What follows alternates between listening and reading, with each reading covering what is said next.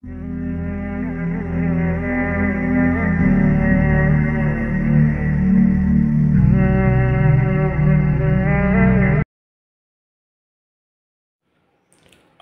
আলাইকুম ওয়া রাহমাতুল্লাহি ওয়া বারাকাতুহু। আমরা চেষ্টা করছি সুন্দর সুন্দর সঙ্গীত, গল্প এবং বিভিন্ন বইয়ের পরিচিতি নিয়ে যেন আমাদের মূল্যবান সময় নষ্ট না করে ছোট ছোট সময় আমরা অ্যান্ড্রয়েডের মাধ্যমে জ্ঞান অর্জন করতে পারি, শিক্ষা অর্জন করতে পারি, সেই সৎ উদ্দেশ্যেই আমাদের পথ চলা। আমরা মুসাফির টিভি এবং আহ্বান টিভির মাধ্যমে আপনাদের মাঝে হাজির হয়েছি।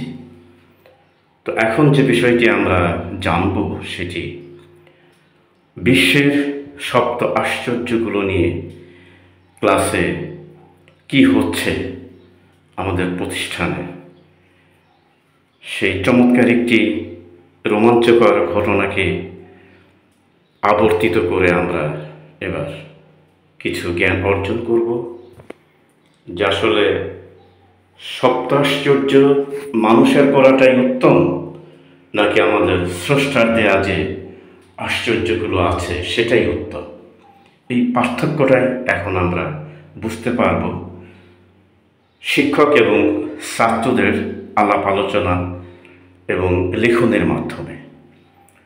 তো ভূগোলের টিচার ক্লাসে পড়াতে পড়াতে হঠাৎ বলছে, আচ্ছা তোমরা আজকে দেখি আমাদের পৃথিবীর যে সপ্ত আশ্চর্যগুলো আছে সুন্দর করে কে কে লিখতে পারে।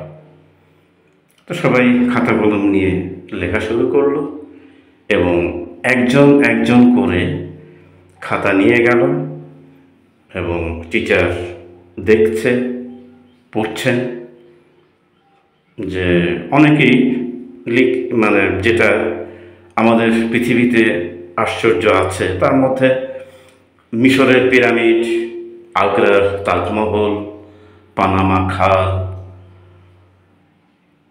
এম্পায়ার স্টেট বিল্ডিং, গ্রেট ওয়াল যেটা আমরা জানি, চীনের মহাপ্রাচীর, চীনকে পরিবেষ্টিত করে আছে যে প্রাচীরটি, সেন্ট পিটার্স ব্যাসিলিকা, আর সপ্তম নম্বর হচ্ছে আমেরিকান গ্র্যান্ড ক্যানিয়ন। তো সবাই চেষ্টা করেছে, লিখেছে।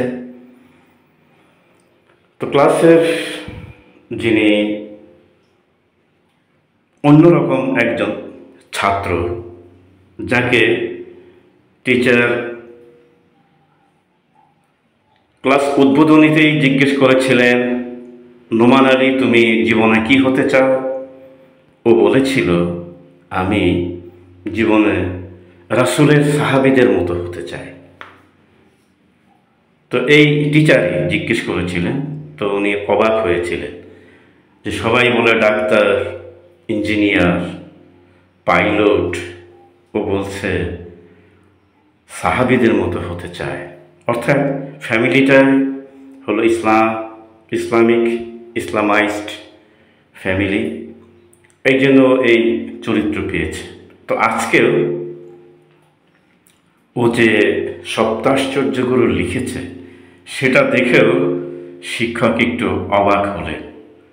ও লিখেছে 1 নম্বরে আসমা, 2 নম্বরেও লিখেছে জমিন, 3 নম্বরে লিখেছে বাতাস, 4 নম্বরে লিখেছে পানি, 5ম নম্বর সে দিয়েছে সূর্য, 6ষ্ঠ নম্বর দিয়েছে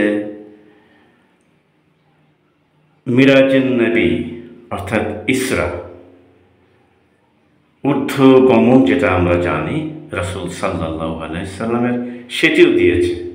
সেটিও তার কাছে একটি আশ্চর্য বিষয়। আর 7ম নম্বরে লিখেছে জান্নাত। জান্নাতটা মানে তার কাছে একটা আশ্চর্য বিষয় যে কত নাজ নিয়ামত আল্লাহ তাআলা রেখেছেন। যেহেতু এইটে পড়ে, ক্লাস এইটের ছাত্র হিসেবে অনেক গবেষণাই সে এই যে এতটুকু বয়সেই করে ফেলেছে। আর যেহেতু বলেছি ইসলামিক ফ্যামিলি, এই কারণে এই চর্চাগুলো হয়, যার কারণে সে নলেজ গ্যাদার করেছে আর কি। তো শিক্ষক বলছে, আচ্ছা নোমান আলী, তুমি যে বিষয়গুলো লিখেছ এটা তোমার মন থেকে আগ্রহ ভরেই তুমি লিখেছ, তো একটু বলবে কেন লিখলে এই বিষয়গুলো? এবার নোমান আলী বলছে, এই যে ধরুন সবাই লিখেছে মিশরের পিরামিড,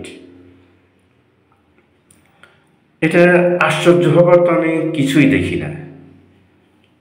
তখন শিক্ষক বলছে, কেন? বলছে যে ইট পাথর দিয়ে তিন দিক থেকে গাঁথতে গাঁথতে একদম উপরে চাপাতে চাপাতে একদম মাথায় মিডিল পয়েন্টে তিন মাথাকে এক করে দিয়ে দাঁড়িয়ে রেখেছে তারা, তিন দিককার চাপে এমনি দাঁড়িয়ে থাকে। তো এইটা সপ্ত আশ্চর্যের একটি আশ্চর্য কিভাবে হতে পারে?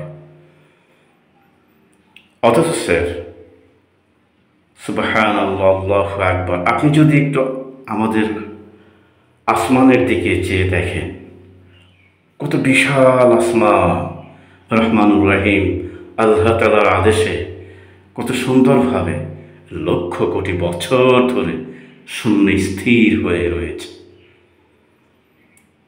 কোনো স্তম্ভ নেই, এবং আজও পর্যন্ত কেউ তার একটি খুঁটিও খুঁজে বের করতে পারেনি।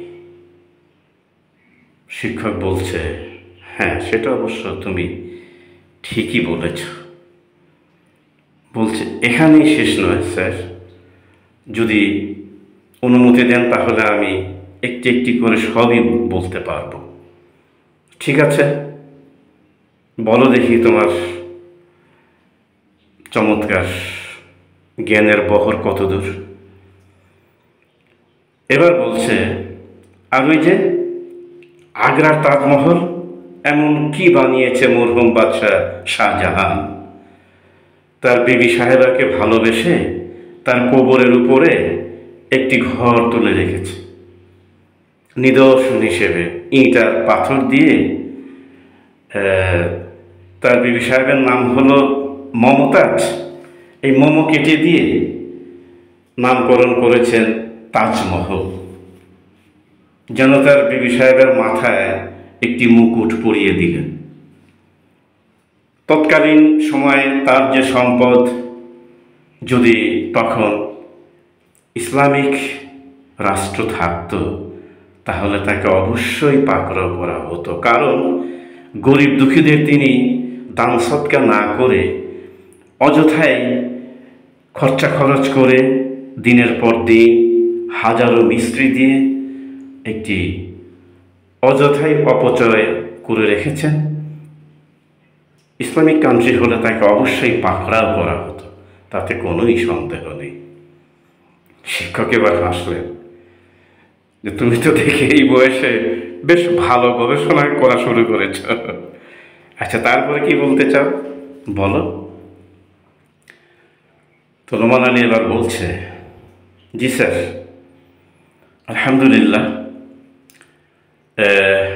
যেহেতু জানতে চেয়েছেন আমি বলবো। সকল ছাত্র মাথা নেড়ে সম্মতি দিল, ঠিক আছে বলতে থাক। নোমান আলী এবার বলছে, যদি স্যার বলি পানামা খাল, পানামা খালের এমন কি গুরুত্ব এবং গুরুত্ব বহন করে আমি বুঝি না। শুধু এইটুকু উপকার যে মালবাহী জাহাজগুলো একটু ঘুরে না যে বাইপাস দিয়ে, যেটা খাইবার পাস নামে পরিচিত, সেই খাল দিয়ে জাহাজগুলো একটু টাইম ম্যানেজ করতে পারে, অর্থাৎ সময় বাঁচাতে পারে, এইটুকুই উপকার। তাছাড়া এর বিশেষত্ব আর আমি কিছুই খুঁজে পাই না। শুধু যোগাযোগের একটু ব্যবস্থার উন্নতি ঘটেছে, এই আর কি। কিন্তু রাব্বুল ইজ্জত আমাদেরকে জীবন ধারণের জন্য এত চমৎকার একটি জমিন বা পৃথিবী দান করলেন, তার শুকরিয়া করে কি আমরা শেষ করতে পারবো স্যার? সুবহানাল্লাহ। এই মাটি থেকেই শ্রেষ্ঠ সৃষ্টি আশরাফুল মাখলুকাত বাবা আদম আলাইহিস সালামকে সৃষ্টি করেছে। তারপর তার সঙ্গিনী হিসেবে মা হাওয়া আলাইহিস সালামকে পয়দা করলেন। তাদের থেকেই তো আজ এই পৃথিবী আবাদ হচ্ছে, আলোকময় হয়ে উঠেছে। আর দেখুন, এই একই মাটিতে জীবন ধারণের জন্য আল্লাহ তাআলা পানি সরবরাহ করে দিয়েছেন, যেটাকে আমরা বলি পানির অপর নাম জীবন। পানি যদি আমরা একদিন না পান করি তাহলে অবস্থা খুবই খারাপ হয়ে যায়। আমরা যে স্যালাইন বানিয়ে খাবো সেটাও পানি ছাড়া হচ্ছে না। এরপরে যদি একটু গভীরভাবে চিন্তা করেন যে একই মাটি থেকে যে ফসল উৎপন্ন হচ্ছে, যে ফল ফুল হচ্ছে, টক ঝাল মিষ্টি বিভিন্ন স্বাদের, সবই একই মাটি থেকে কিন্তু উৎপন্ন হচ্ছে। টিচার বলছেন, হ্যাঁ নোমান আলী খান, তোমাকে আসলেই ধন্যবাদ জানাতে হয়। আজকে তো সময় শেষ হয়ে গেল, ঘন্টা হয়ে যাবে। তোমার এই বিষয়ের উপরে আমরা আরেকদিন ইনশাআল্লাহ তোমার মূল্যবান আলোচনা শুনব। এই বলে টিচার উঠে চলে গেলেন, ঘন্টা হয়ে গেল।